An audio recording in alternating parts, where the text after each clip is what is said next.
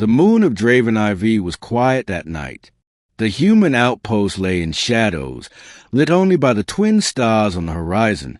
Commander Jace Rowan leaned back on his bunk, boots still on, flipping through a datapad he wasn't really reading. He had been stationed on this backwater planet for 6 months, long enough for boredom to eat through even a soldier's discipline. But that night wasn't like the others, because sitting cross-legged at the edge of his bed, watching him with unblinking silver eyes, was Lyra. She was not human. She was not supposed to be here at all. Lyra was a Ve'ari, one of the elusive crystalline-skinned aliens who rarely left their hidden enclaves in the mountains. She had stumbled into Jace's life 2 weeks ago, wounded and exhausted, after being ambushed by raiders. Against protocol, he had taken her in, treated her wounds, and hidden her existence from the rest of the outpost. Something about her, the way her voice shimmered like glass bells, the way her presence softened the cold walls of his quarters, made him incapable of turning her away. Tonight, after a long silence, she had tilted her head and asked, "Why do you humans sleep alone? Is that not lonely?" Jace smirked, running a hand over his stubble. "Depends who you're asking. If you'd like, I can make some space in my bed for you." His voice was light, teasing, a soldier's banter meant to fill the air. He didn't expect her to move. Yet in a moment, her crystalline robe shimmered away like liquid silver, dissolving into the air, leaving her slender, glowing form outlined in the soft light of Lyra's moons. She padded closer, her bare feet almost soundless, and climbed into the narrow bed beside him. "Move over," she said simply, her tone matter-of-fact, as if accepting his invitation at face value. Jace's heart stuttered.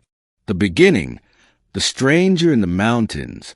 When Jace had first found her, she was barely conscious, her silver-blue blood seeping through torn crystalline skin.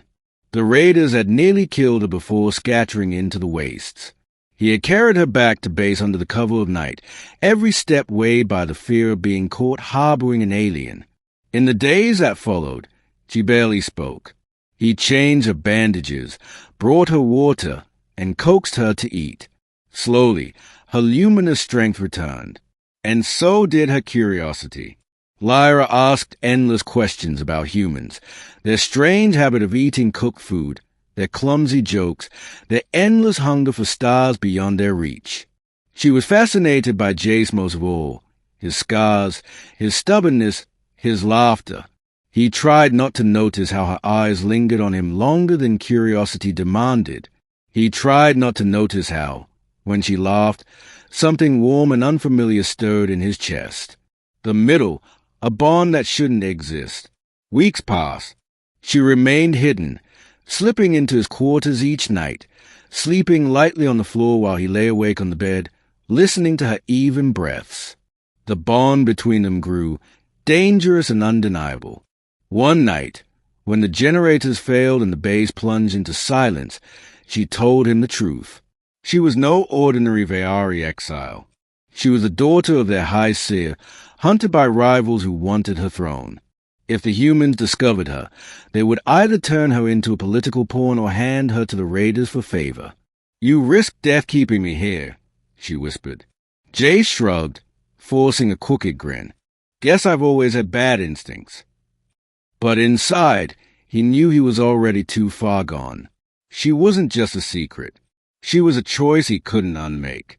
And then came that night, the joke, her shimmering disrobing, the way she pressed close without hesitation. Lyra didn't understand the boundaries humans clung to.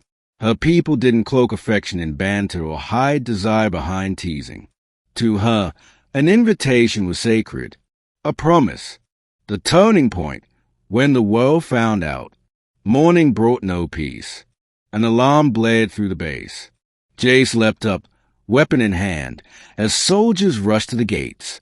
Raiders had returned, this time with reinforcements. Lyra followed him to the walls, her presence hidden under a borrowed cloak. But as plasma fire ripped through the night, one of the raiders shouted in triumph, "There! The Ve'ari witch! She's alive!" Jace's blood ran cold. Somehow, they had tracked her. The humans at the base turned to him, suspicion and betrayal in their eyes. "You've been hiding her," the captain growled. Jace raised his weapon, not at Lyra, but at his own comrades. "She stays with me. You'll have to kill me first." The raiders breached the gate. Chaos erupted.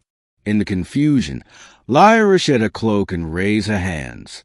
Her body blazed with light, her crystalline skin refracting starlight into burning spears. She fought beside Jace, her brilliance turning the tide. Together, they drove the raiders back into the wastes. But the damage was done. Everyone had seen what she was.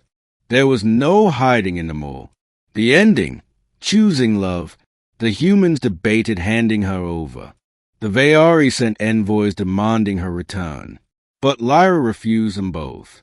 "I will not go back to a throne built on lies," she said, her gaze steady on Jace.